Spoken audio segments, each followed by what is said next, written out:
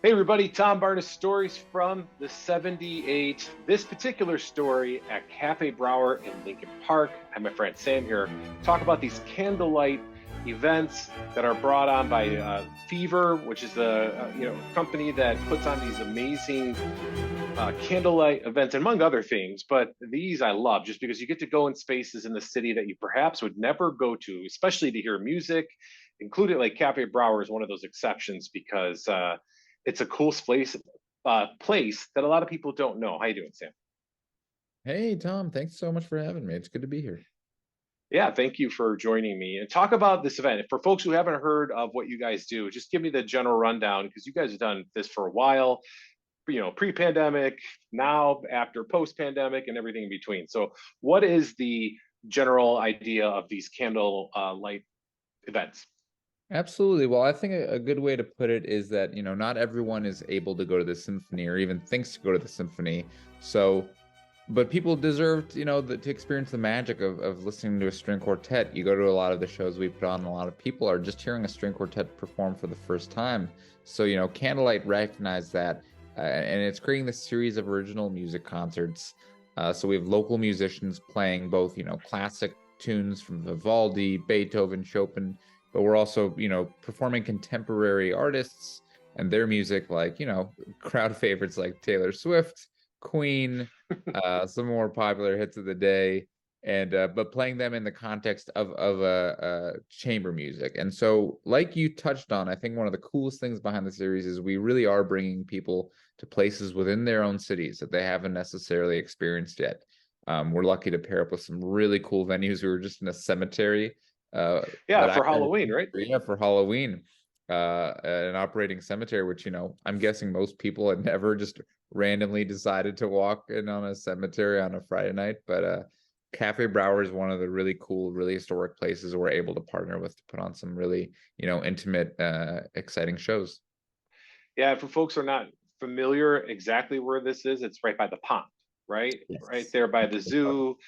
But that inside that place, the architecture, the decor, it's beautiful. To see a show like this has got to be one of the more unique experiences. Absolutely. Yeah, Cafe Brower was built way back when, in the early 1900s, around 1908. And it just Wow. reflects the cool architecture of the time. While obviously the 21st century has had incredible architectural feats, there are certain buildings, many of which are still up in Chicago, that reflect a different time and different era when people were thinking about how to create differently designed spaces, and has really unique prairie school style architecture with these big indoor halls and a skylight, and a beautiful terrace that you can see the city skyline from.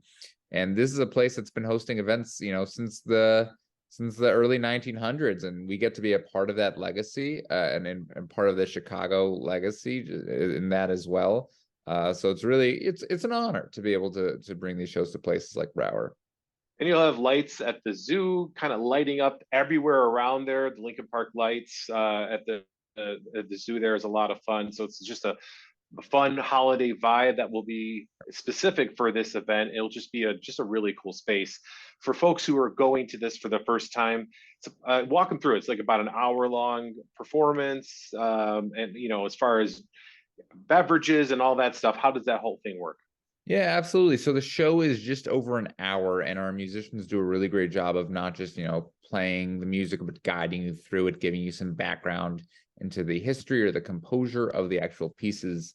And in keeping with modern trends, chamber music is not a new form of entertainment. It's been around long before us.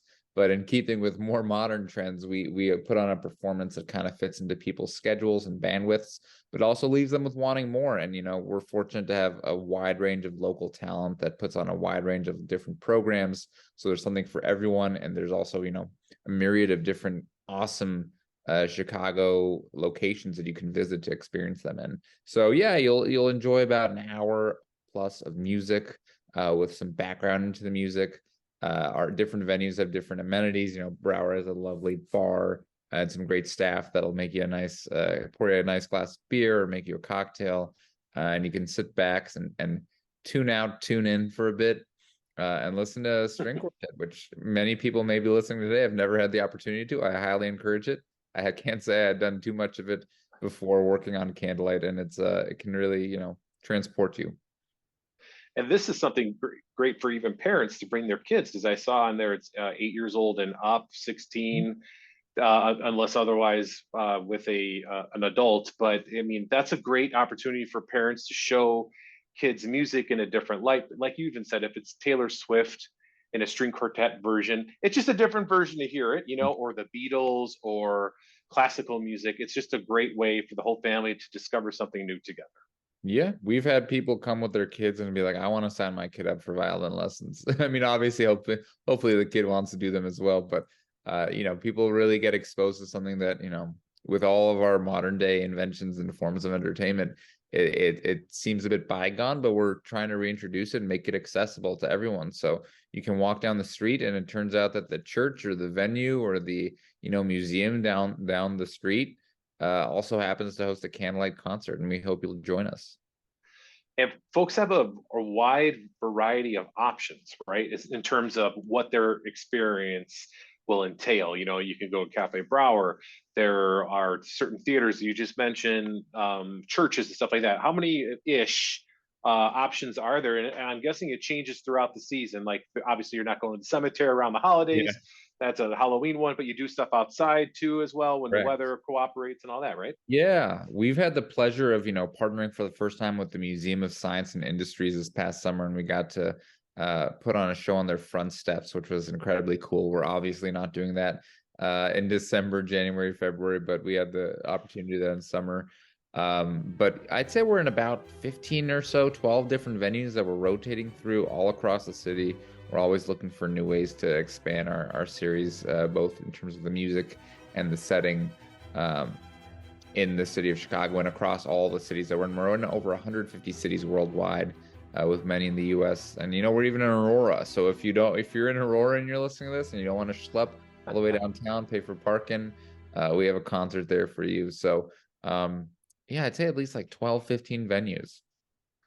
That's great. And like you said, if you're traveling, this is a great way to discover another city. If you're there Mhm. for a couple of days, or there you might be something perfect to check out. And I remember these when they first started in some interesting places back in the day, in terms of like, something that was nothing that later turned into something afterwards. You're like, I saw a concert there, nobody would believe me now.